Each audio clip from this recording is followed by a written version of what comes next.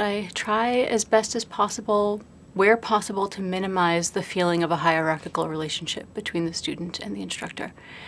Obviously, there are differences of status and training that are fundamental to the way we interact, but I think some of those differences can be pushed to the background rather than be at the foreground of our interactions with one another.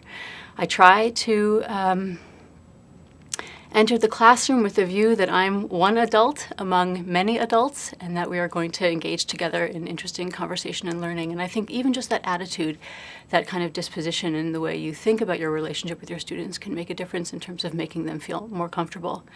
But in terms of sort of concrete tips or tools that I use, I think it's really important to establish an environment of respect at the very beginning, on the very first day.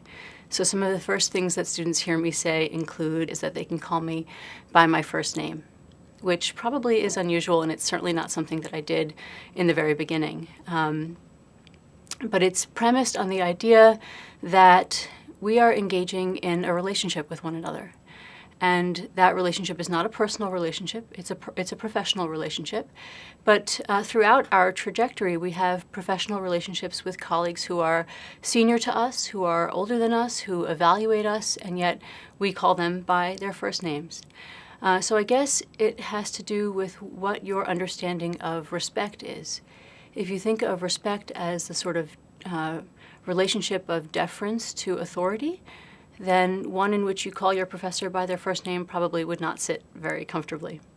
But if you think of respect as recognizing an individual's sense of self-worth and holding them in high regard and in esteem, then what you call someone matters less than how you interact and behave with them. It's interesting, very few students actually take me up on that offer. Most of them do still say Professor or Professor Khatchadourian, but some do, and I think that they appreciate in any case the invitation, especially as I explain that it's not because we have an informal relationship with one another, but because we're going to get to know each other.